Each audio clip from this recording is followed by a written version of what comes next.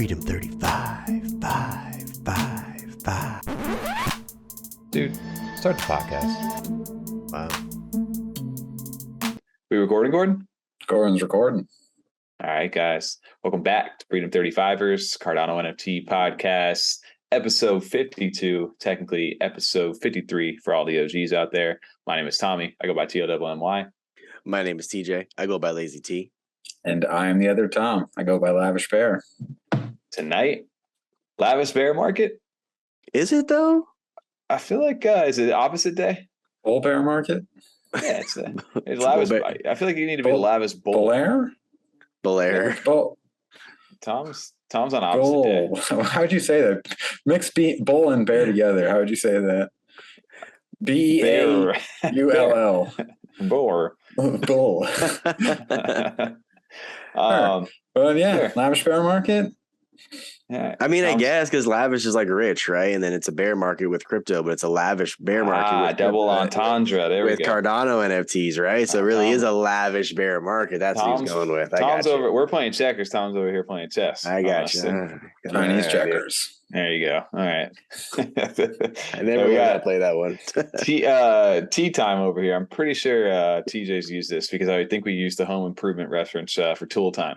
The last time we talked. Yeah, 100% use that. What was the sound effect you did on that one?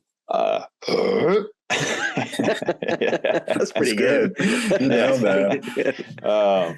And I'm just TOMMY with a 2.0 at the end because we are technically in year number 2. What it do? Celebrations again. The Tom is like, yeah, I think we need to, change our backgrounds for year 2. And Tom are like, why? Because it's year 2. But why? But why male models? But why exactly? God, are you serious? I just told you that. We were just getting comfortable with this one, only a year in. Dude, I saw a nice little visual cue, So instead, take a look at it. All right, it's fine. We'll run it back to Gordon. We'll see what happens. He's recording.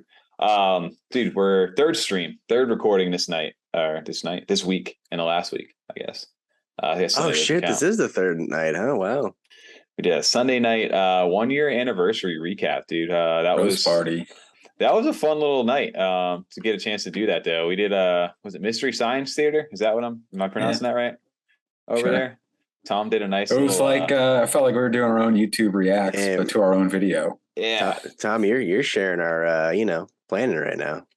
Oh, am I? All right. Well, good thing I pressed the little button there. Tom can do some post editing. Tom's gonna have to put something there. Tom, editor, I was just keeping you on your toes right there, buddy. I did it again. What are you doing? Just kidding, dude. What are you doing? Oh man, it's fine, dude. Don't worry about it, guys. Figure it out. I can't read the numbers when it says share screen. So on the audio version, this is just a lot of yelling and nonsense. But on the video portion, I think we're in the right spot these times. Yeah. Now you're not showing our behind the scenes planning stage there. God, you need to get like the little Dexter's Laboratory or something like behind the scenes, like this little like I don't know. It's the first thing that popped in my head. Our behind the secret, like top secret plans or something. For everyone wondering, it was our top 15 list of worst projects in Cardano. That's what he was sharing there. We keep a running list. We update it every other day. The pretty projects for us. Projects that we're looking forward to, some bumpy butt sores and loosey goosies. That is on there actually. Wiener schnitzels. Yeah, this time there's always the same description though. I think we followed that maybe the first episode last year, and that's about it. It was a little planning sheet is what it was, and we still use it though for topics. We just use it for our topic list. We used to have we wrote down our basic structure there, but now it's been changed up a little bit, edited some. Yeah, so if you guys are watching that, you probably won't see it, but or if Tom just forgets about it, then you got some inside access. Who knows? Maybe we'll edit. Forgot the second one. Yeah, that's fine. You don't watch them all the way through. Sometimes halfway through the episode, I'll just flash your address just for fun. Dox me. Your social security. Yeah. Joke's on you, dude. Nobody watches that, including myself. But no, we got a chance to do our Sunday stream for year 1. Kind of just a little dive with the community, watching back some of our cringy intros, TJ. Very cringy on there. Tom, I didn't realize you guys never watched the full episode for the full thing through.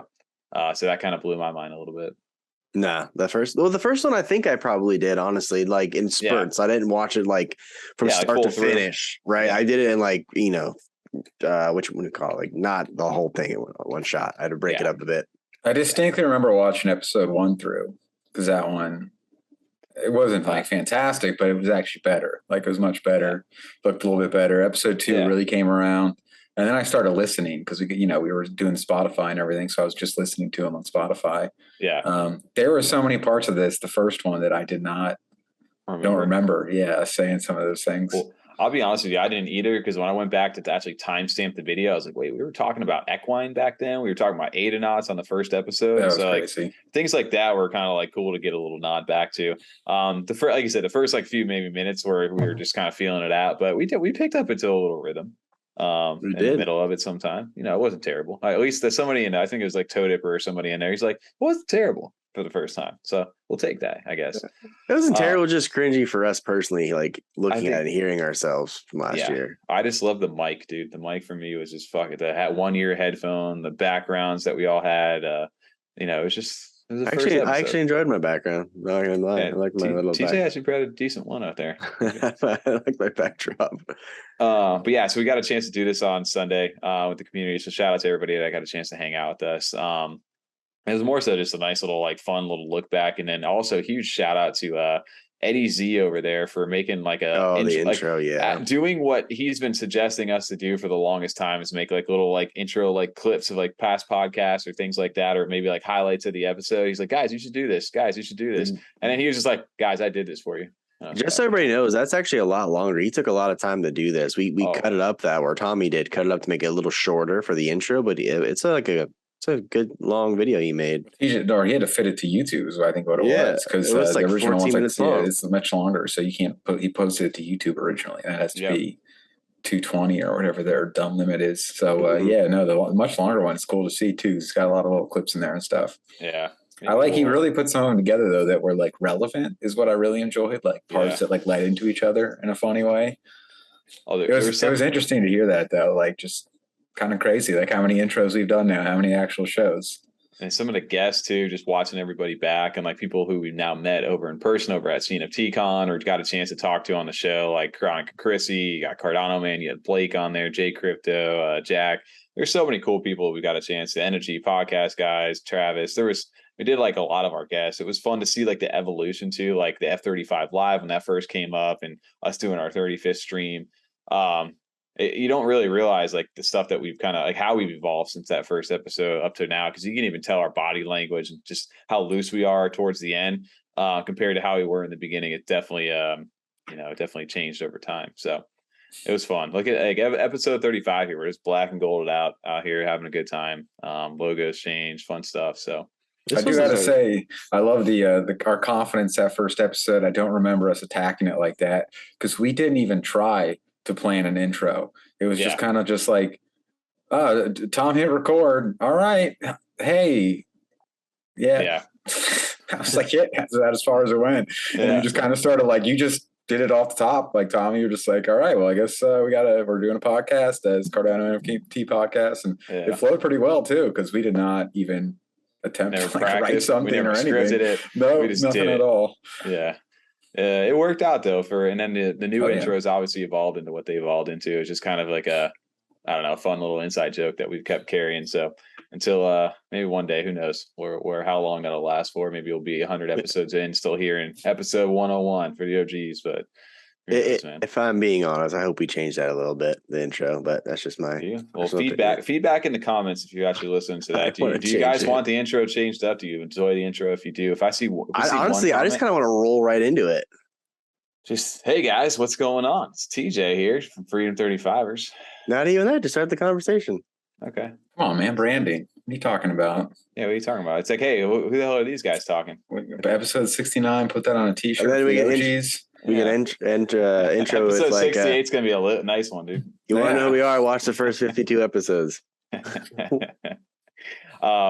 But yeah, dude, who knows where we'll be at during that time frame. A lot's happened, obviously, in a year, and the space is growing. Things are, getting built up right now, and we could be a completely new landscape, even a few months from now. So we'll see how the show evolves over time. We'll see if we adapt at the times. One fun thing that we got a chance to do earlier in the week was our weekly live streams with both Wolves of Rome and Winged Warriors. And first up on that night was Kyle from Wolves of Rome again. Huge shout out to him for jumping on at like 3 a.m. in the morning. Hustler, I love it. Dedication right there. What are you talking about? It's 9 o'clock at night. 9 o'clock. It was. South Africa, though, is a different, obviously, a little bit different story. It's good morning versus good night.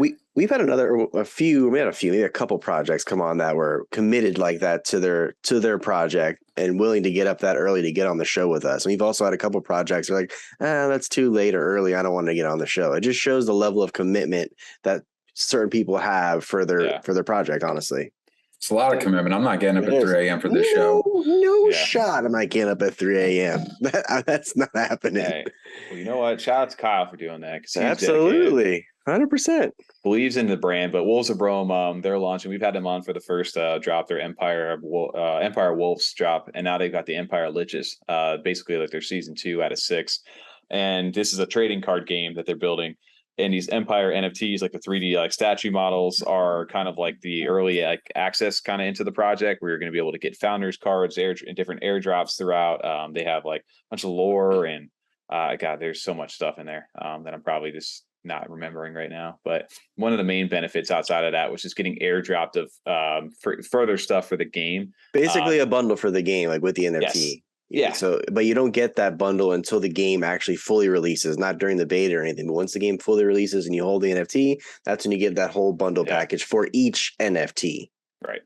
Correct. So the second drop's coming out. This is more like you said, that Lich theme, the undead kind of a little bit. We debuted some stuff. They had the Michael Jackson Thriller one, which I thought was really cool. What he did not mention, or he told us about, but we didn't get to see, and they did the little preview for it, guys. I don't know if you got a chance to see. They had another partner project, and shout out to Preds from Dirtbirds. These look so good. They did a Pred one of these a lot. I'd love for this to load up while it's going, but you can even see it right here. It looks so good. Like the Preds fit perfect with these.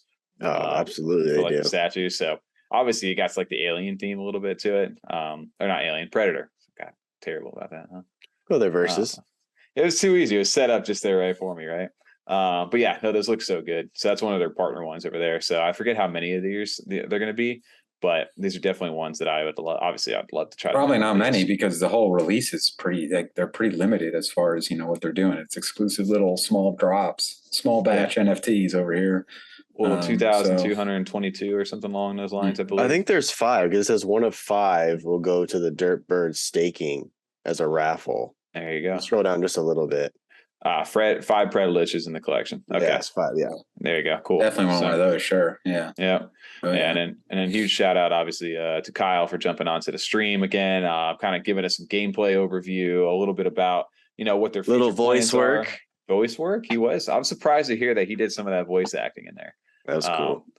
Pretty cool stuff to hear some of the backstory, and then that gameplay. I'm surprised you didn't chill yourself. Say, hey, I got some voice acting experience now. You got some. I got a mean York accent, but that's about it. So this mint's coming up here on the 27th, and for the whitelist, and the 28th for the public. And I believe, like we said, I think there was 2,222. Yep. So, and then 180 ADA was the price, I believe. That's so. Correct. Yeah, it's correct.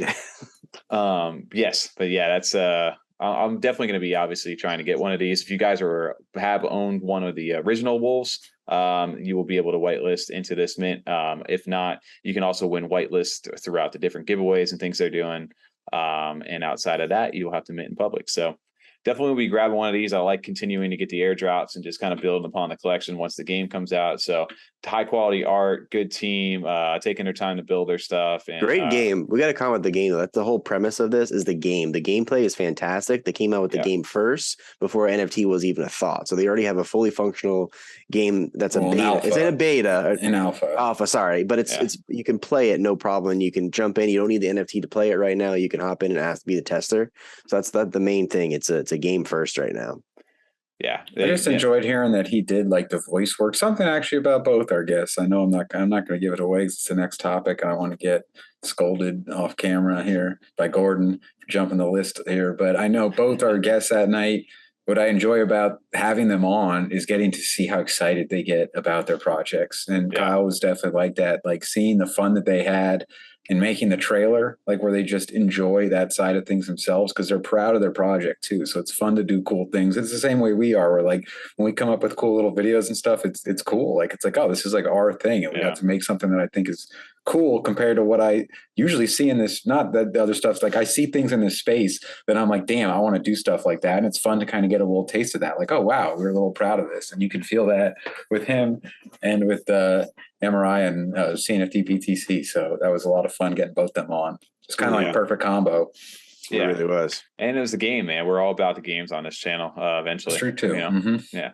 So cool little shout out, like I said, the Thriller Lich worked out perfect that with Halloween and stuff coming up. So very cool artwork they have. Very the game looks fun. You know, it's all animated card decks and things like that. So if you guys haven't got a chance to check that out, make sure to check the weekly live stream with Kyle from Wolves of Rome.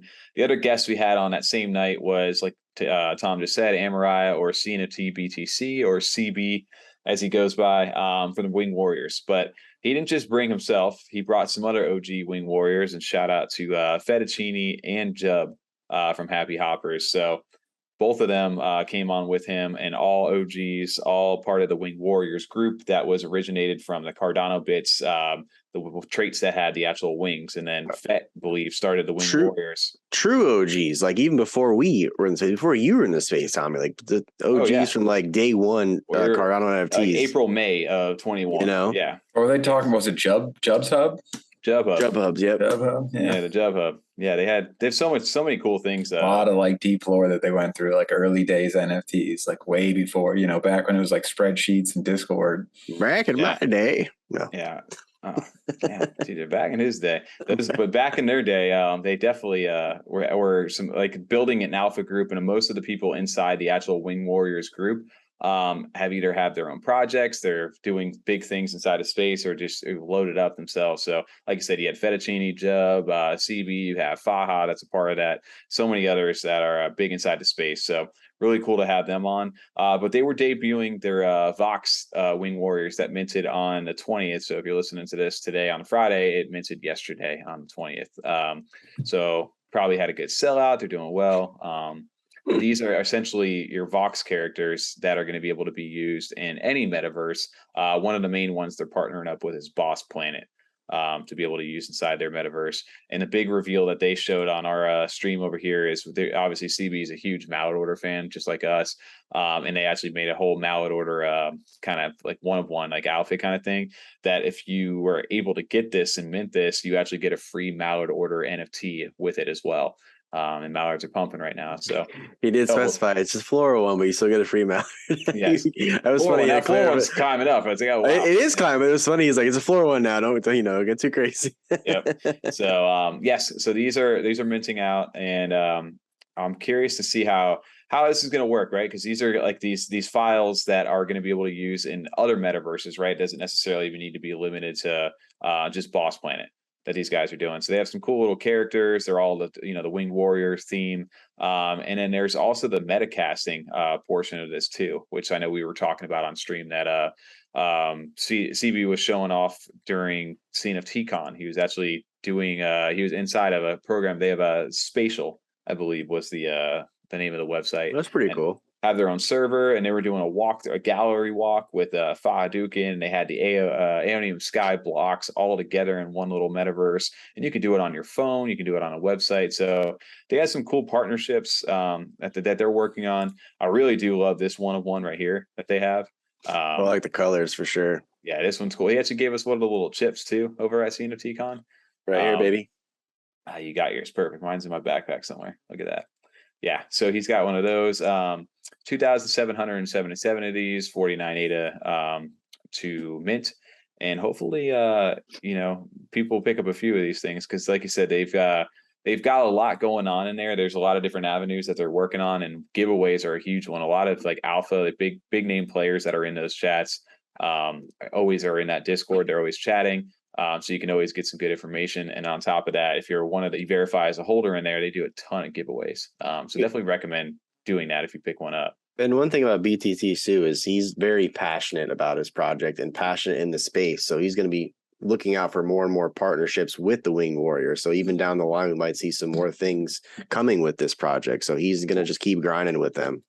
Dude, that and like he's like I said, the Wing Warriors are connected, like you just to like add to that. And to what we mean by that is that the Wing Warriors themselves that you're looking at right here, and big shout out to Curly Knox for winning this, and CB for doing this giveaway on our channel on Monday, is there's I forget how many of them, maybe 27. 27, yep. That have the diamond wing trait that he gave away on stream, which were like a 1,308 a floor at the time. These get you into the original Winged Warriors chats from Cardano Bits, where with all those alpha whales. So there's 27 spots available through the Winged Warriors project, and that's how you get into that, and that's why those values are so high, because you can get access to all those people and everything that they got going on.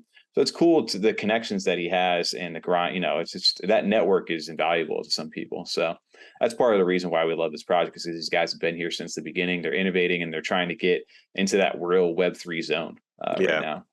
So huge shout out to CB, to Fet, for doing the whitelist spots over there for the Demon Hit Squad impromptu giveaway, and also shout out to Jub for the first time getting to meet him on stream. I know we're going to probably work to set something up here as they get to their Gen 2 things. So I know this is not necessarily a topic for us, but I'm very curious if any of these, that style of art, like was they calling it the Vox art? Yeah.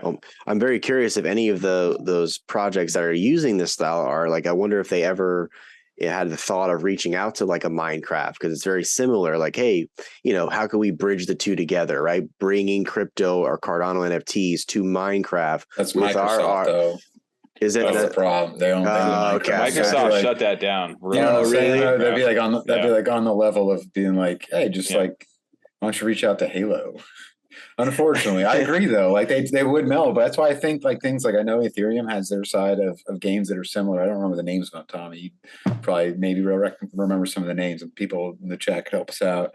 I think we could see those things built and people would play them no problem, because there's definitely a market. And then you could do things like Minecraft is very set in its ways. It does have its updates, but it also has its market audience. This obviously wouldn't necessarily be geared towards like, you know, 7-year-olds to play. It'd be, you know, more within our space, so they could do some cool shit with it, where they, you know, not necessarily make it so it's like a mature rated game or whatever as far as games go, but add some things that just Minecraft is lacking to make it so like this is why you'd play it instead.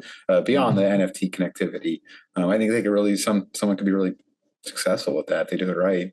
100%. I just hope they become a little more open-minded as time goes on with crypto and NFTs in general across the board, because that could be a good partnership for them. Not saying for this project in particular, I'm just saying in general, if someone, you know, they've had all kinds of worlds over on the Ethereum side. I forget the one that Angel Baby Hit Squad was literally building inside of it, and then the price tanked after Minecraft and Microsoft launched that stance of, guys, we're not tolerating NFTs. NFTs are not going to be part of our game, and they shut them down hard.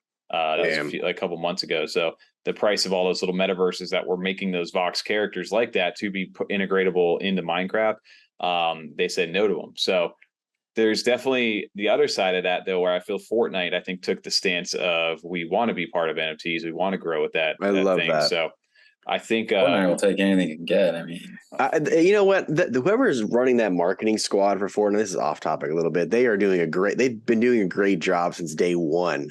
And I'm not huge in the building aspect of Fortnite, but as far as the partnerships and connections that Fortnite has built and how open-minded they are with everything, that's just that's why they're so successful. If they're being open-minded about crypto and NFTs and stuff, they're just going to continue to flourish with that. Look at that. I mean, that's a good little reference point, though. You could even make that comparison, is that they were open-minded to it, right? Like Fortnite at the beginning was just a video gamers, like especially targeted more towards the young kids, the battle royale kind of style gameplay.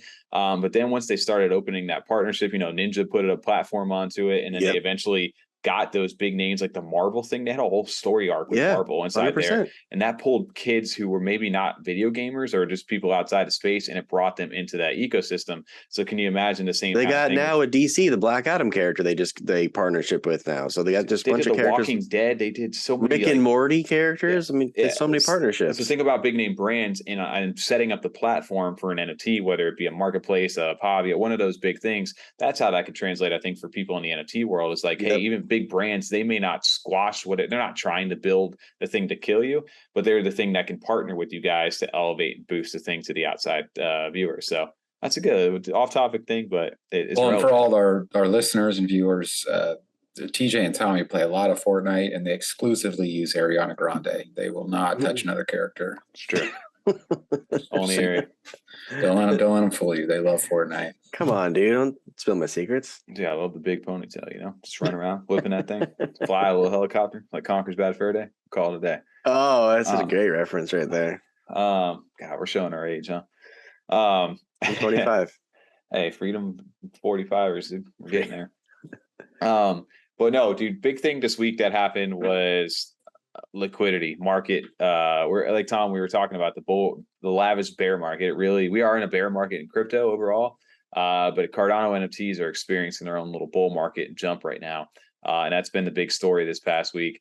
The market volume is in a place, even today with it being down, at one point went up to over 3 million ADA in the 24-hour volume, which hadn't happened since things were really pumping back in like that March, April, and May time when all the Snoop Dogg stuff with Clays and everything was happening. We hit all-time highs in a bear market, and that's got people's attention right now.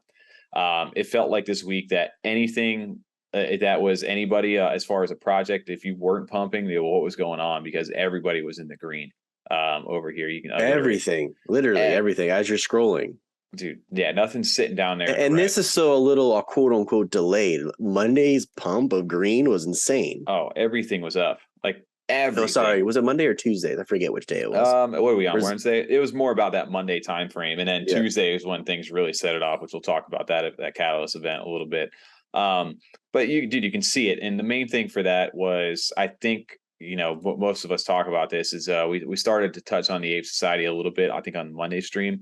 But these guys really have been one of the major catalysts for what's going on right now. Is they've got people's attention outside of Cardano. Obviously, the people in Cardano know about Ape Society, but people outside of it are looking at it where there's, you know, these floor prices are over, you know, now over an ETH or whatever it may be, or however many SOL some of that stuff is, and it's outbeating a lot of the floors on other projects now. And they're like, Cardano has NFTs, and people are taking notice. And the people inside of Cardano who held on to this project and had conviction to it, it paid off huge over this last week. Huge, man. The floor price right now is about roughly, we're looking at 9,000 ADA. These guys appear to be the first that are going to hit that 10K mark. They were so close yesterday or Monday. They were like 4 listings away today. So close. Jeez. I mean, I think they're going to hit it too. I think they will. I think if anything, I think some people are saying that's because ADA's price is so low. I think maybe a small, very minuscule percentage, and that could be the case. People bought more ADA with that. But I truly believe, because I've been seeing it in Twitter and in Twitter spaces, more and more ETH and SOL people, like you said, are coming over here. So we're getting quote unquote new money over here, which this side has really longed for a while, because we just kept recycling each other's bags, essentially, right? We kept flipping our own shit and just kind of passing ADA back and forth. But now with this new money, you can really see the constant volume just keep going up. I agree, because I was looking like Yummy's floor, even, and where it was at, where, you know, they almost got close to doubling. And you know, you do see that where some floors end up rising when ADA does drop in price, and that makes sense. Like my 10 ADA isn't worth now what it was when I first listed this. Now I want 15, but you know, it dropped like 25% or something. It didn't drop, you know, it didn't drop like what we're seeing as far as these increases go. Like some of these projects just doubling in price, like nothing. Yeah.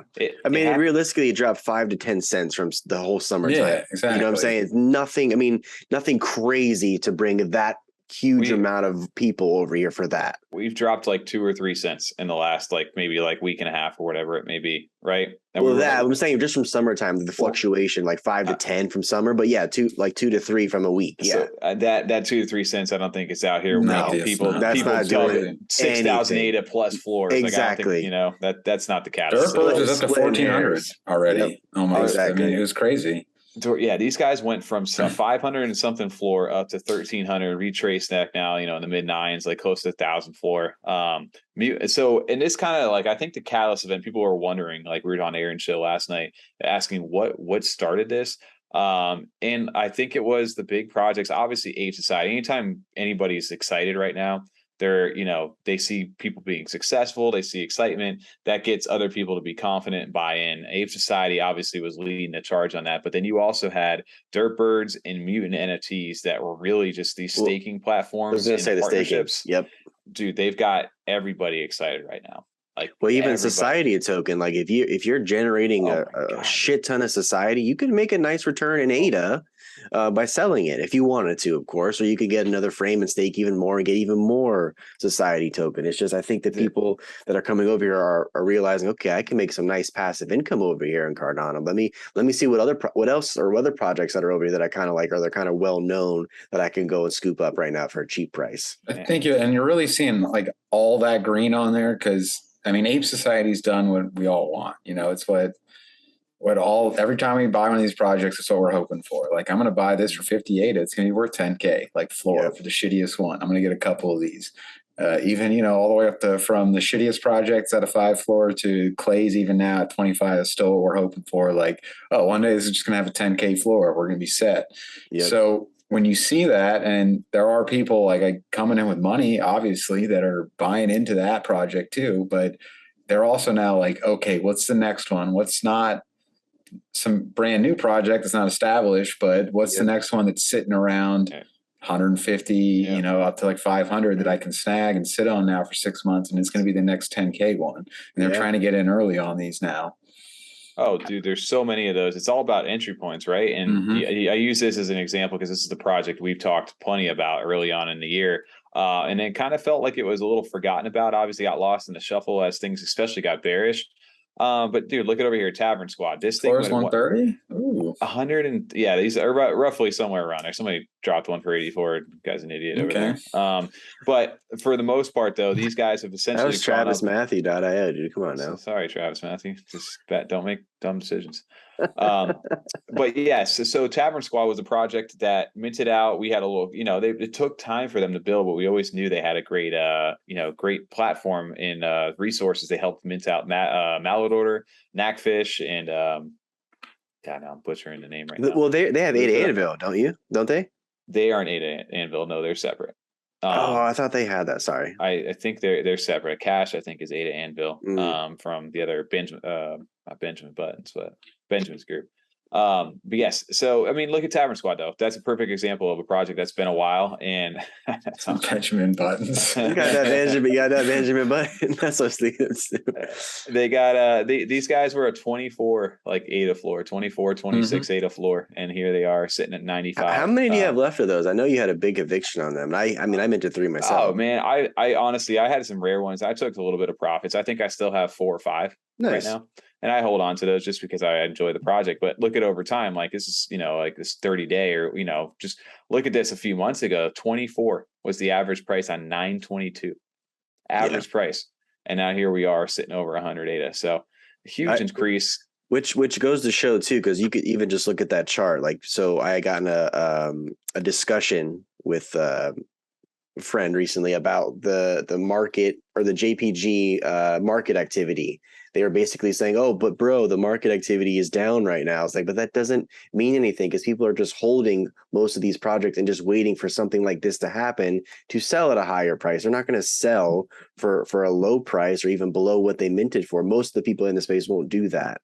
So he was his argument was like, oh, but JPG traffic. So I was like, that doesn't matter. People are holding everything right now. Nothing's really minting like it was back in the day when you're showing me the beginning of that chart. So even seeing that now, people are starting to sell and make some profit or take some profit. Oh, 100%. I think it's all catalyst events. NFTs are, I mean, they obviously will follow in some parallel, right, to, the market itself. If the market's doing terrible, NFTs are going to have a very hard time, right, because it's a niche community. But inside of that, there's catalyst events for those NFT communities that can really shoot them up. And a perfect example of this would be Dirtbirds, where for the longest time I can remember, Dirtbirds were sitting down below in the 70 to like 100 ADA range for the longest time in the summer, which you can kind of see right here, 84 back in May, end of May, even up until July, we're an 83 floor.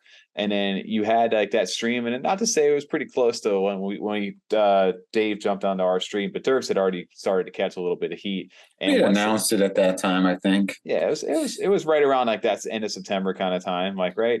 And then that floor price jumped from like the 200s and then just shot up. And here you can see it here at one point they were jumped up to a 1,500. Damn, I know it's a 1,500. Holy shit! They were way up there, but now I mean, even the Preds though too. The Preds got up to over 1,000. Well, the Preds are kind of apes went to 350.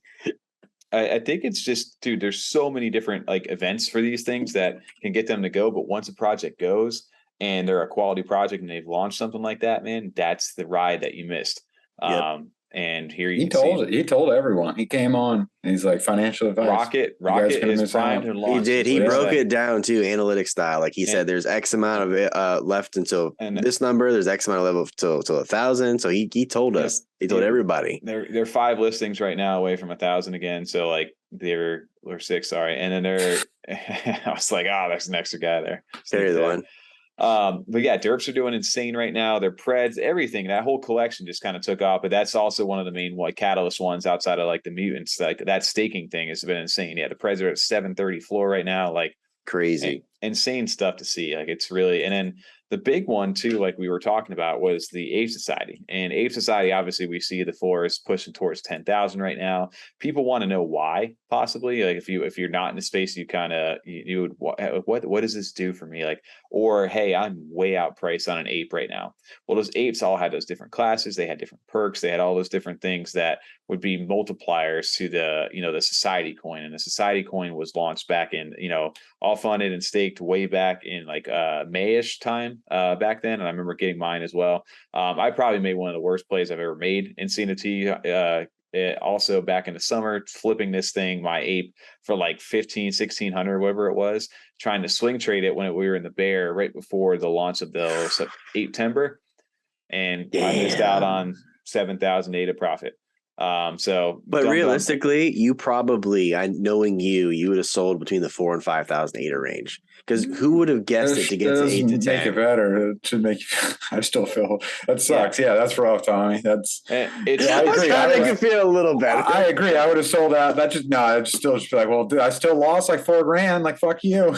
Yeah, I agree though. I would have been the same way. Though. There's no way. I don't think I could have held to 9K. So no, I wouldn't have. I'm too much of a coward. I would have sold at 4 to 5. I know myself would have. I play the game too much where I wait for like dirt birds. You could have been making killing on that, buying back in. You just keep buying, or you just buy a couple when it corrects, wait for it to bump again, sell. It's going to correct right after that, buy a couple, and I've been running back and forth. I mean, we just saw it went up to 1,500, and then almost immediately went back down to 1,000. That's just that correction from the people that were holding from before that sold off. That's going to happen. So you can make tons of money on some of these when you do that if you have the ADA to play with. So speaking of that, though, this is what I did. My one swing trade that I did that was positive was as soon as I saw the apes doing what it did, and me having like that, like, damn it, I missed out kind of thing. These estates, which get the 4 frames. So there's 3 different sizes, right? You got the cottages, which allow you to stake 2 frames, the estates that are the mediums that allow you to stake 4, and then the chateaus that allow you to stake 10. These were only sitting at like a 520 ADA price point back before everything really started getting going. So I snagged me one, and now the floor is essentially doubled over there. So now I'm conflicted with wanting to sell versus not wanting to sell. But what has made these huge for everybody, and why people are making a ton of money outside of just the ape sales themselves, and why the price is as high as it is because once you stake these things, you can buy the society token or earn the society token depending on how you got your ape, and buy frames. And inside of that, you can stake partner projects or you can stake your ape. And each day that earns you a society token. And then there's multipliers to that. If you upgrade the frames or if you have an ape, there's different multipliers for them as well. And obviously, like I think it's the explorers, they get half off on all the frame costs and things like that. But some people are earning, like Chronic was saying, hit with his king and everything that in the 9 other apes that he owned, he was earning almost 1,800 USD a month. Yeah, like not ADA, USD. So like roughly over like 4,000 ADA in a month from just the staking of his frames. Shout out to Chronic and Krissy too, because they've been having so much conviction and passion for this project since day one. They've been telling us, they've been telling the whole community about this project. They knew the ins and outs of what's going to happen and what was to come. They really believe in this project, and it paid off huge for them. Obviously, I know we're going to talk about that, but I'm just saying, kudos to them for really believing in this project and the team behind the project, and and willing to stick with them and having a passion for it. Man, when you talk about conviction, man, I don't know how. Like, look at this. I'm just scrolling down. This is 3 hours ago. There's another 49,000 sale, 18,000 sale. Like, you just scroll and you start to see numbers like 15K. Like, those when you see those numbers, that's not recycled money. That's new money coming in. There's no way that many. Look big at sales. The addresses. These aren't the same addresses. These are all different addresses. Mm-hmm. And that's a lot of key thing that people are looking at. 47,000. If this was any other project right now, people would be like just shouting from the rooftops, guys, we had a huge all-time high sale. And for these guys, they do it every few hours. Right. What was your guys' name, Tommy? Thomas? Alfred Thomas. Out of curiosity, how'd Alfred do? How's he get sold for these days? Where's Alfred at? He's got to have moved around somewhere. Somebody still had to sell Alfred, right? They bought him for cheap, right? Oh man, I don't even want to know where Alfred is. But the guy could have held him, man. He could have held Allen Alfred. I hope Alfred's still captive. Yeah. You won't send him an offer for 1,500? Yeah. Look at that. 2 months ago, my dumbass got rid of him for 1,500. Hey, you know what? Offer it back for 1,500. Yeah, right. Yeah, buddy. Whoever held Alfred Thomas, big con. Offer him to split the profits. Yeah, split the profits. But yes, so you can see what these guys have been doing. These guys have bumped up to number 5 overall all time, 20 million in volume. You can see the activity log, like how crazy things are. But we couldn't not shout this out because we were talking about Chronic and Krissy over here. A huge catalyst event that happened yesterday on the 18th on Tuesday. They sold their king, man. We've talked about this with them back on the show. Krissy was the one who pulled the trigger on this. 180,000 ADA. So cool. I love that. I love that it happened with them. That's great. 80,000 ADA. That is roughly at the time 65,000. Yeah. If you got to look into that further, as far as because I'm sure that's someone big in their community. I'm curious. Do we know who that is yet? I don't know. Chronic said he knows who it is. Yeah. Yeah, they know who it is. Yeah, I just didn't know if that person's been talking about it. I mean, that's not something you also brag and flash around necessarily. So I'm just kind of curious where that was at. I didn't see that yet. When we say we have like one of the most humble people and one of the best people to have a sale like that, it would be them too, because of how how passionate they are and how in the community they are. Like, they don't hide from anything. Like, they take all that criticism, everything like head on. So it was perfect that they were the ones, because there was a lot of people, like, they're all different chains, and even just inside the community. Oh, it's a wash trade. Oh, they just sold it to themselves. The husband sold it to the wife. There were so many different stories that came about that, and they were just like, no, that's not the case at all. I like that Chronic recorded himself like accepting the offer. Like, you saw it in real time, and you could see in his face, because I mean, if you guys haven't watched the video, like, there's a 400 offer afterwards, and you can see he's a little like flustered about it. He's like, oh shit, did I just accept the 400 offer type of thing? I would have done the same thing. That's a big thing, like accepting an offer that huge. 180,000. He goes, I'm shaking right now. I would have been the same way, bro. I've been. Well, when he did it, it went inputs exhausted, and it went to 400 on the screen. Like, once he signed his transaction, like, watch this right here. I would literally be like shitting my pants. Like, input exhausted, 400. I'd be driving up to Travis's house. I would fixing this. Like, could you imagine though? Like, in my mind, I don't know that I would probably. I don't know if I would have reloaded the page. I don't know if I would have just sat there and be like, "Yo, what the fuck?" Like, I would have said like every prayer. He was patient. I want to say though, because he turns the camera to himself and he's just like, just breathing. Like, you can hear him in the video, just like, holy shit. But I love when he goes to his pool PM though. Yeah, he literally is just like, holy shit, dude, what is going on? I can feel that fear and like anxiety right there. Like, you're like, oh my God, what the hell just happened? I get it every time I send ADA, even just for, it's like, did I just send that to the wrong address? I just wasted all that. That's gone forever.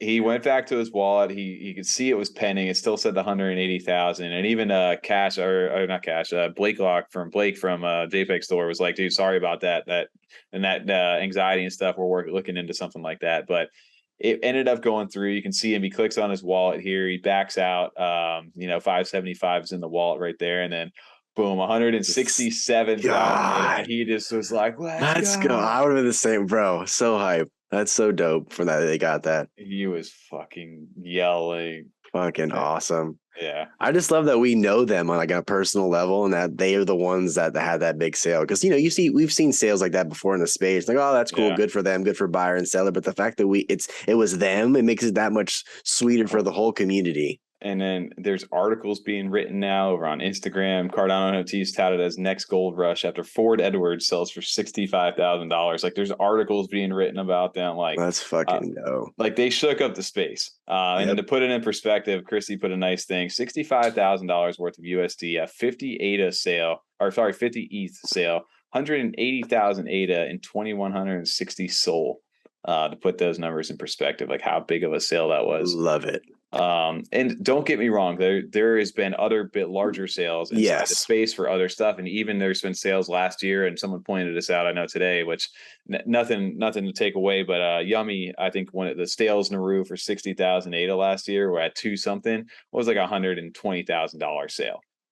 So to put it in perspective, but right now, if they hold that until it gets to $2 again, then that's $360,000. You know what I'm saying? It's all about your entry point, price points. But for us, this was also a moment, though, in this market we're in currently, to be able to do something like this still in this market was really the catalyst. Amazing. That got people talking, and it's got all the people on the other chains talking. It's got all these little Twitter personalities. Such a cool for them, though, huh?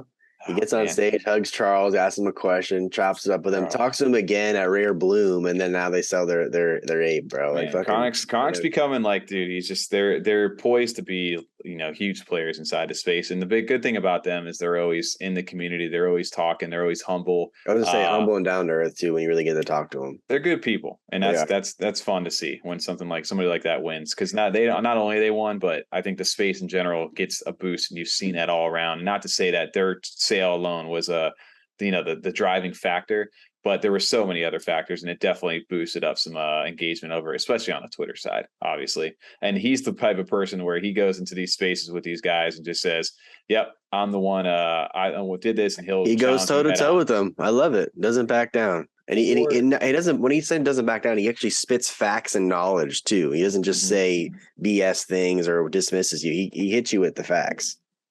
He's good about doing that, man. So almost four mutant apes you can get. Three of these things. So it's a big sale. That's big a crazy comparison. Wow. That's cool seeing that. Right. Like just to put in perspective what these guys were able to do. And they bought this for 7,500 ADA back in end of January, like February time. And he goes, honestly, the story for them is always a fun one, where they were just like, he's like, I wanted to buy 2 kings. So Krissy was the one who said, I want a crown. So Chronic was looking for one. There was 2 kings available, one for 6,000 and one's for 7,500. So he was transferring ADA, trying to get both. Missed. Somebody snatched the one for 6,000 right underneath him. The guy went for the second, and he ended up getting the second king for 7,500. He got his zombie after that, and the rest was kind of history. And he still has a zombie and 7 other apes that he could sell. 9 other apes. You know what I'm saying? Like he could make another 72,000 ADA right now just from the basics one, and the zombie's worth like what, 30 to 45,000 ADA. It's like he's trying to get 60K. That's what I'm saying. So he can have like 300,000 ADA almost between all of that. Yeah, dude, they've made a play and a half. Good for them. The Ape Society is not a normal project, though. Let's get that, putting that in perspective for anybody with any kind of hopium. Like, that project does not come around very often, if ever. They are a game changer inside the space. He had conviction. He picked the right project, got a little bit lucky on that stuff, and it did what it did. So doesn't always go to say that all the projects are going to do something like that. Not yet. I saw Cardano post something saying like, you know, one day, hopefully all of these projects are going to be in that price range of not 180, but like maybe 10,000 ADA or more as a floor price. Not all sure, and projects. I hope ADA is $100. Like, of course. Right. I mean, I got my wallet full of a bunch of NFTs on ADA side. That'd be fantastic. I don't know how. Not every NFT, but like the big name blue chip projects. Even that though, that's tough. That's tough. It's a lot of money to be here. That'd be a lot of money in this space.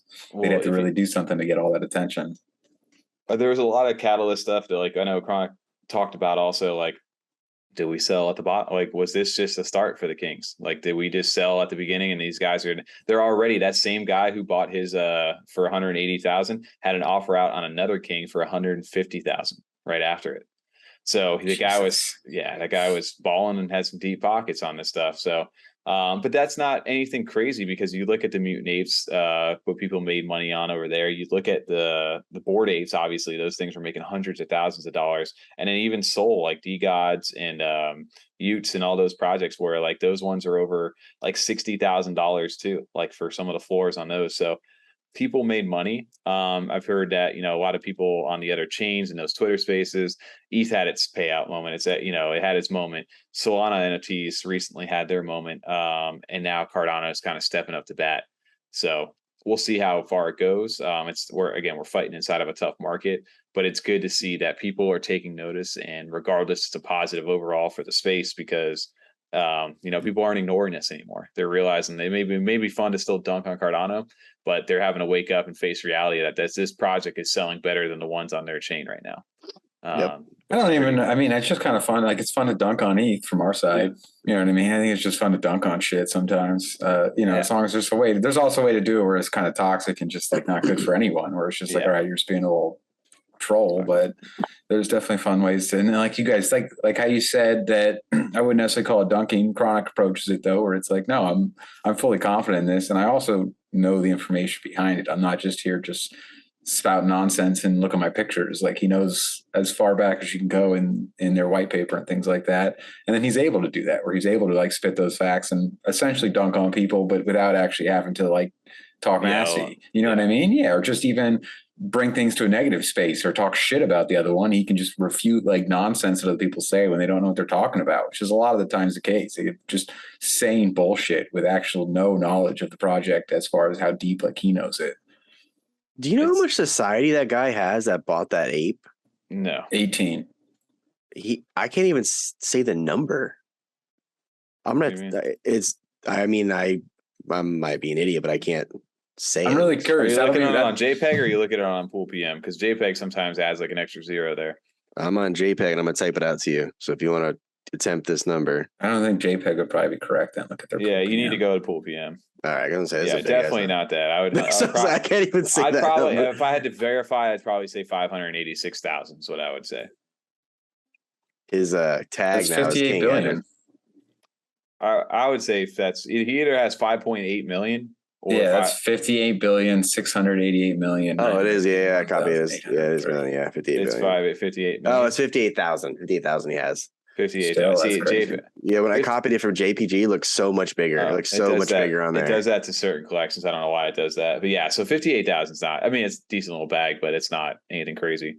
Well, I'm really curious how they now like move forward. I know they've got their plans, they've set them, but then really how they start to apply the society, because it has real value right now. It's looking great, and you can get it without actually owning. Like you said, as far as the price point on apes, not everyone can jump in on that, but you can essentially, you can almost piggyback on how well they're doing and the hype by getting in on the society token through a lot of different ways. So you can make decent money even from that without having to from their project or be involved in their project and be incentivized to follow along even with the ape news, because it directly is going to affect your society token and your wallet. And it has a entry point that's attainable, but not, it's not 9,000. It's not. It's still a few. But it's promising though. I like that. It was a good conversation I had last night with Chronic and them on there, because at what point is the breaking point? Because for somebody like me who bought the estate, I have 4 slots available so that I can stake the frames. But to make a frame, I need 750 society, which roughly, I think the price when I was looking at it was still 0.24 ADA. For one society token. So doing the math on that, it was over 300 ADA just to buy a frame. And then from that 300 ADA, I had to have a partner NFT, which most people, I think if you've been collecting CNFTs, you probably have one of the approved partner NFTs to stake in there. And then that earns you a daily thing. But if you want to upgrade it, then it costs 1,500 for the second frame, and then 3,000 and 6,000. So it goes up. So you would be spending thousands upon thousands of ADA. So even if I wanted to stock one estate, which is 4 slots, I'm essentially having to spend 1,200 ADA just to get the frames. So that, and I'm only making right now 18 society a day.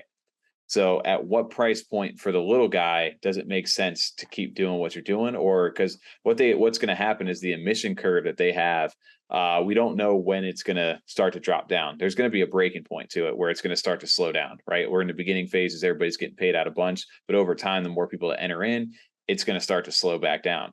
So for me, that's the hard part that I'm trying to wrestle. That's the $1 million question, is when is that emission curve going to kind of start to decrease? Because if you're a big ape right now, people are getting paid 4,000 ADA plus a month.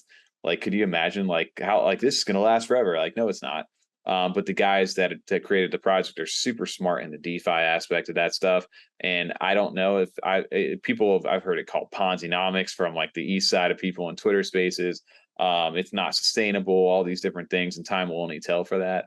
But so I'm curious about how they like really apply that, because I'm sure when that time comes, I can't imagine they don't have also some sort of announcement with more application and more utility for the token to kind of balance that out so it does not tank and everyone like, panics and they can keep it, relative and then like, keep it going. The other thing too, they did say is they will adjust the price. If the price of society gets too high, they will adjust the entry point for like, so 750 society to get a frame. If it gets too high, they can reserve the right to reduce the maybe 300 society or something if the price goes up too much. So they've got some like key measures in place. It's just something that the space hasn't seen. It's been something that everybody, like you said, wanted, right? Like I want a project that's going to go to a high floor and a project that pays me back without having to sell. And those guys are doing exactly that right now. And that's also been, like you said, the catalyst event for a lot of other projects where new money is one thing, but for people inside the space that took profits on this, 9,000 ADA on one NFT. Can you imagine if you had a couple of those? And then you're like, hey, the clay floor is 3,000 ADA. I've always wanted a clay made. I've never been able to get in because I had to choose between the two projects. Now I can go sweep up a few clays because I just sold a couple apes. And that's where you see all these different projects, I think, pumping, especially the blue chips, which that it's being redistributed. So it's how long this is going to last. Who knows? We're in a bear market. Things are never going to go up forever. Things are going to retrace. Things might get a lot worse. No reason to like go FOMO into the biggest thing that's pumping right now, but definitely encouraging to see, the stuff really starting to take off and giving a little bit of truth to the conviction we all had a year ago in this space. Definitely excited to see. So going forward too, of course, we can't go through some updates without other teaser trailers from especially that's fun over there. But Yummi Universe. It's Yummi. So all the new people are saying Yummi, it's Yummi. Just throwing that out there. Yeah, it's definitely not Yummi. It's definitely not Yummi Universe. They dropped a nice little teaser trailer. There's a Y in it. What are these people doing? Come on. Yummi. It's the Y is silent, dude, right? But they dropped this little teaser trailer over here, and this just got me excited because this is something I wasn't expecting at all. And it's got a nice little clip of audio. It's a real quick clip. It basically like this something flying through and breaking basically like a comet, an asteroid, or whatever it is, and it just says coming soon, and it splits in half that planet, like the blue and like purplish pink, like, and it says something dark is coming. Winter. Could be winter. Dark force threatens the universe over there. I don't know. This got me excited. Well, that and the one they posted today, like the blurred picture. Oh, and then this one today, they just go, I hope you hold a Naru. Like they don't ever really say stuff like this. So this even got me more intrigued of like, I hope you hold a Naru. It looks like a Yeti to me. Like if I'm being perfectly honest. Yeah, something like that, right? It's running away with hands up. Yes, 100%. I posted this over here on our account. It's just like the like sometimes if you squint at stuff, like sometimes you can like see it a little bit better. Fart eyes? Yeah, a little bit of fart eyes from George Costanza over there. Is it like one of those pictures, like where you see a sailboat, you like cross your eyes and kind of blur your vision, or you can read a word that's all like exactly. Out. You focus in on it a little bit, but I guess you kind of I can see a Mankey. It just reminds you of like some sort of like monkey, like abominable like snowman animal thing. Could be a creature. Who knows? Maybe a teaser at a card. I don't know. Who knows? I guess I'm sure we're gonna find out about them soon. But I actually got a chance to Yummi starting to kind of restructure. We talked about that a little bit last week, and when we got a chance to talk to him at CNFTcon, Dan over there, they've got the team getting in Twitter Spaces more, and they did a good space last, I think it was a Friday or Thursday or Friday, where they were it was Dan, DJ Zero Action, and Nick Supfrost and Adrian, or Yummi Whale he goes by. So the whole team for Yummi was in this AMA. They were talking about the staking version 2, how it's going to be non-custodial now, because right now currently Naru's get sent to a smart contract, leave your wallet, then come back at a certain date. So they're going to go the harvesting route, so kind of like Mutant's platform, where you can put it on their website, it just daily accumulates, and then you can pull it out whenever you want, kind of thing. Gets multipliers, all that fun stuff. They mentioned, I think people are gonna like that more, because I think that was a deterrent for them for their staking, because they didn't like that they couldn't grab it out whenever they wanted to. They did it up because they were one of the first. If you think about it, they were one of the first big projects to do the staking and really put it out there back in May. This was a thing, you know. May 15th, I think, was the actual staking date where you could do that. So they were one of the first pioneers. It's important to note that, because then Plutus came out recently, especially, and that's when all the staking stuff really went ham when they were able to do that. So they've updated their system. They're going the non-custodial route. But the cool thing about that they mentioned is, like, everybody's asking for the blue paper. That's the next big update for them. A lot of people are waiting to see when blue paper. When blue paper. They people forget, or we Barry Badgernath. Yeah, who is Barry Badgernath? They had their year anniversary a couple weeks ago, and they said they were a little late on the trailer video, but they're going to put some extra teasers in there for us. So that's the next thing for Yummi, to keep an eye out for this teaser video. And then they dropped this, right? So potentially that could be part of the anniversary trailer. There's going to be future things announced. That's going to go teased in that. Possibly some of the airdrops for the season 1 cards that you hold, which have had a huge run recently. And then also you're going to get a chance to potentially get a date for the blue paper, or at least have some sort of indication of when that's coming. And then I have no idea what this is, because not financial advice, but I think once they make that announcement for the blue paper, Yummi's gonna pump a bit. Token. Not financial advice. I would highly recommend anybody still looking at a project, obviously, to take a look at this one. Maybe a little biased opinion, but I still feel like they have so much potential in life. I love the fact that they're taking their time to do it the way they need to do it, because it only gives us, more people who have conviction in the project some time to still accumulate before things get too out of hand, to a price where you can't jump in the way you may want to. And even the Yummi coin too, dude. I've been buying some of that as well. That's what I was talking about, the Yummi coin.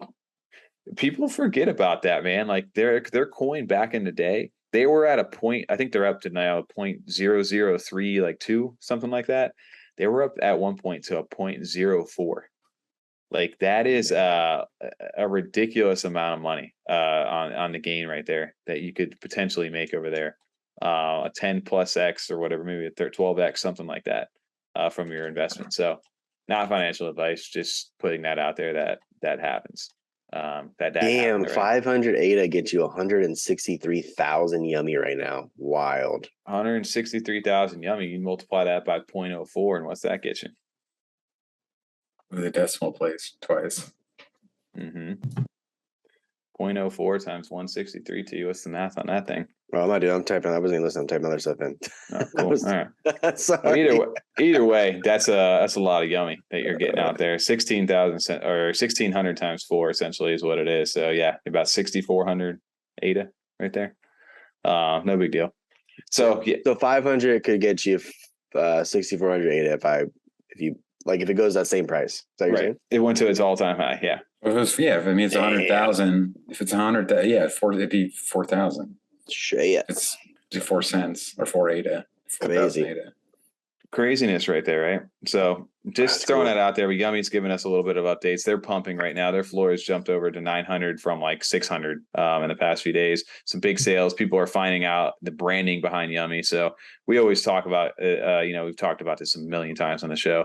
We'll continue to do so, but definitely a project to keep an eye on as people start to discover this over here. And we can't not talk about another project that we've been following since the mint date. TJ's had the biggest conviction. Quack. Let's go. Mallard order, dude. This has been a big one this week for them. They had some huge stuff going on inside their ecosystem here. TJ, can you remember? I don't remember what the follower count was the first time we took a look at them on the live stream. Damn, I don't remember now. No, I don't. Only reason I remembered it was either Tom was in another room or he wasn't on that live stream. And I don't remember what it was, because me and you were just going back and forth on this, and I don't remember why. I think it was the week Tom went away on vacation. We had 8 Ninjas on before that, and then you and I were just talking about this. And the thing is now is these guys, obviously we followed them through the mint day. We've done some of the challenges. The big thing for us was also like the puzzles, the decoding. That was one of the things that really hooked us in the beginning. So since then they minted out. They've had a great run over on Cardano. But the big thing for them this week was Demosthenes. A lot of the people in the the outside of this project were always criticizing them because they didn't know who the founders were. It seemed like this cult society thing. They weren't really feeling the vibe. So Demosthenes, one of the founders over there, he's the one with the the big brain, the little devil tail. I don't know if he's got a little thing over here. He's in here somewhere.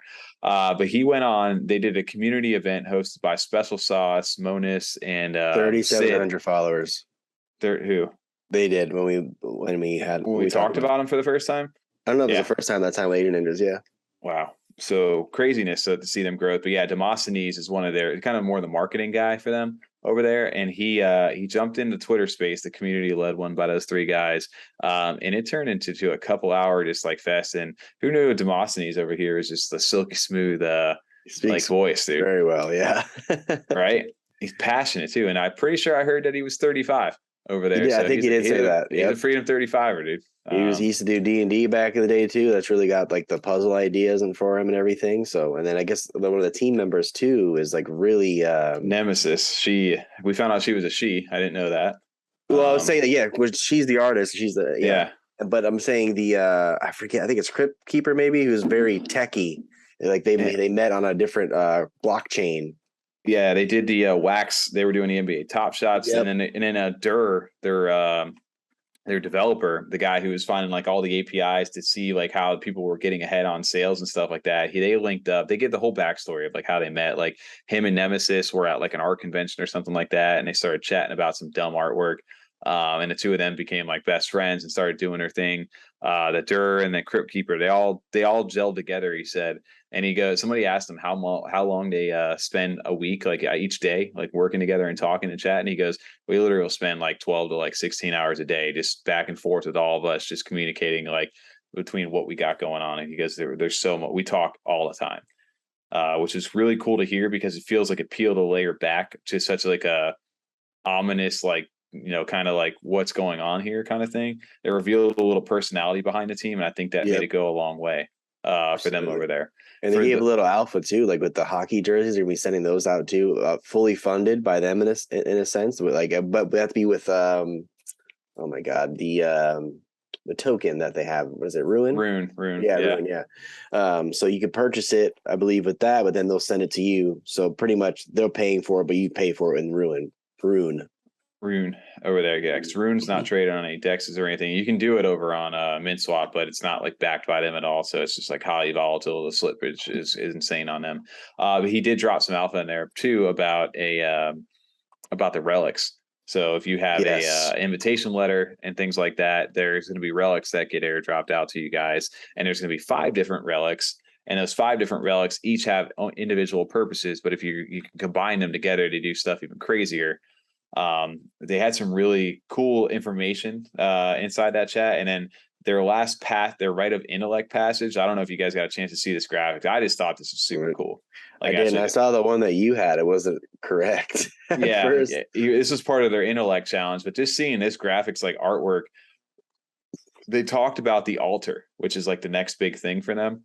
It's essentially like kind of like the lending platform where they're going to have 0% fees for lending out ADA. And he goes, it's not just going to be your traditional, like you guys are going to reach out. He goes, there's going to be witnesses. There's going to be people that are involved. Like if you are wanting to lend in their platform, you need to have the 10 ducks or be part of the altar. You need to be present and like on voice. There's going to be like a whole experience to lend you out something over here. It's like going to be like this offering in front of everybody. So he was talking about that experience they want to do for that. It was pretty cool, but it was dope to see like some more like artwork like this, because I think that is one of the coolest ways, like for like a duck. I think I've seen like the artwork for that looks super hyper realistic. So it's dark, but I like the way it looks. It is tough to do to make a duck look like badass. Like they do a good job of it.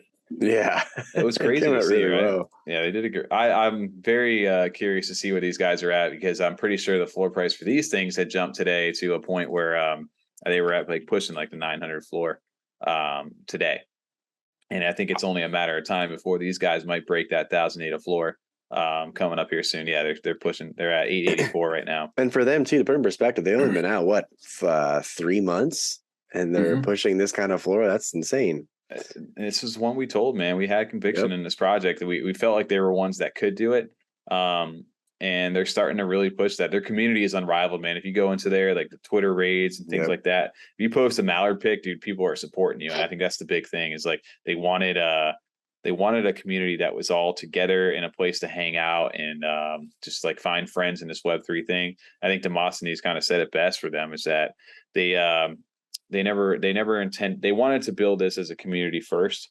And as invitation letters were their fun way to kind of get people in. They never intended on it getting as big as it did, but they always, had plans to really grow this and grind. So it's really cool to see because now you got some humanity behind that project a little bit. They talked about doing some meetups. They talked about just the future of the project as far as like he did mention Art Basel, and I hope he talked about Miami. I know they have Art Basel in a couple places, but I hope it's the Miami one. They might do a little appearance there, a little meetup. Yeah, speaking of appearances for them over here too, dude, maybe keep an eye on our channel here soon. You might get a chance to see him. Got something in the works, or hear him. Maybe hear him. I don't know about see, but you might hear him. So a little last minute thing. You'll see him with your ears. Yes, that's right. Your ears will see him, right? Visualize. Yeah, visualize and attack. I'm assuming he's going to be at the Miami one though, TJ. I don't. Yeah. The other ones are like. I honestly don't know where they're all at. Yeah, it's like China and like France, Switzerland, or is there a New York one? Actually, I think there's Switzerland. Well, I know he's from New York. Is there a New York one? Yeah, the Miami one's the only. Is it? I didn't know that. Miami's the only one in the U.S. The other ones, it's like China and I think Switzerland's right. I think you're right. The Switzerland sounds right. Even cooler then. Yeah. Even cooler. Yes, they. I feel like they're going to get more out there now. Like that was kind of like the breaking the ice for them. They've got their voices out there, and now there's people behind them. They had huge support. There was so many. That space is so cool. The other night, and huge shout out to the guys in the community for leading that because it was a lot of fun to listen to and just hear how passionate he was about that project. So I think that gives people a lot of confidence, and they're already doing numbers that are insane like early on. So if they hit that kind of life cycle like Derps and Mutants and stuff did, they may be a project, like you said, long term to really keep an eye on because they've got the drive in the community to really push them through to something like grab new levels and stuff. So one for sure, I think we're all keeping an eye on right now. Well, I mean, it's the space is a big step because I mean that's one thing that's still a little unknown. They are the orders, so it's kind of secretive by the nature of the project. It's kind of the atmosphere they've cultivated since the start with the invitation letters, and that secrecy goes into their future plans too. Like we're kind of, like in the dark a little bit with that. Not a lot of people know what their full plans are, the full extent of them, or where they're going, or the next like full steps. Just kind of little small teasers and stuff. So I can see why some people are a little hesitant to kind of jump in for that. But I mean, their Discord, the things that they do over there makes it so you're always engaged beyond just chatting in there every day, which I like a lot. They do a lot of cool stuff to keep people involved in like little challenges. I mean, you guys are learning origami over here, so you're learning little skills and hobbies. It's pretty cool. I like what they're doing. Well, he touched on that too. He was saying that he wanted to make these challenges fun and engaging, kind of bring you back to a time when you were a kid again. That's why the origami one was a big one for them because they wanted you to be creative. Instead of just doing like a Discord grind or a Twitter repost and share, they wanted to make the community really engaging, and feel connected with each other with that way. Yeah, the backstories he put out in that space was insane. Like even just the whole, like he even touched on like the society, like they were inspired by that. He's like, why is there an Illuminati sign on our dollar bill? Like I was always fascinated by like secret societies in the past about like, against like the dollar and the world order and stuff like that. And that was part of the inspiration and theme behind the Mallard order itself. We wanted to have that cool like handshake, that little tap on the shoulder, like being part of that secret society. And that's the reason we went with the that society itself, that theme. What if he won't go on camera because he's actually a duck? There you go. He's the talking duck over there, dude. Like crab people? This is like a whole conspiracy now. He just broke open the fourth wall. All right. Yeah. They're all actually ducks. It's a real order. It's a real thing. Infiltrated human. Yeah. Yeah. They're coming for you now, Tom. They know it. Yep. Now you should have said that. So we're gonna timestamp it right on that spot. What if? What if? It's like the Marvel Universe, the little cartoon show they had going on. What if? Done. Yeah, guys. I think I kind of wrap it towards the back end over here. Exciting week though. I mean, the live stream was fun. Wolves and the Vox versions of the Winged Warriors coming out this week, or no, this week and next week. Right, because the Wolves is the 20th before Halloween. Yep. Yeah, so Wolves and Winged Warriors already happened. But Winged Warriors will have already happened if you're listening to this on Friday or anytime actually. Yeah, I got the 1 of 1 for the Winged Warriors. Sorry, guys. Yeah, congrats, dude. You saw it. Yeah, 100. But it's been exciting like that. Plus the market, it's fun to actually get on JPG. Like, and hey, what am I selling? Like, what have I been holding on? It kind of maybe pumped up a little bit, and I been looking to sell this and get it out of my wallet so I can invest in like some other things that I wanted to get into. It's been fun to actually get to kind of play that game again now because there's been a lot of projects that we haven't been able to do that with. Yeah. Me and TJ, we got a wallet full of stuff waiting on Catalyst events to happen. Just hold on tight. I need a clean house. Right, and right into the floor. Yeah, for sure. Now's the time to do it, dude. Anything and everything's up. If you guys want to pump something, pump false idols and lucky lions. I got a couple of those. I want to just kind of, sell false a little bit. And lucky lions, dude. Mob lore. Yeah, that one too. Mastodon buttons. Let's get that one, baby. Yeah. I love Mastodon buttons. I wish that thing would sell. I have a good one too. I do. I have a really rare one. Yeah. It's like ranked 200 or something. Man, it's been a fun week though. This is a good way to like start off year 2 over here on the show. Is like just how like exciting this last few days have been. Yep. It's like, something's going crazy right now. I got a couple of those. Let me try to sell, or I'm holding on because things are just getting too wild right now. I don't even know what to do yet. Like, where's this going? So big excitement over here inside our space, and I'm excited to see what these next. Big excitement. He's excited. We're excited. We're wrapping up an exciting back end. It's an exciting time. How many times can we say exciting before we get out of here? This is super exciting. Exciting.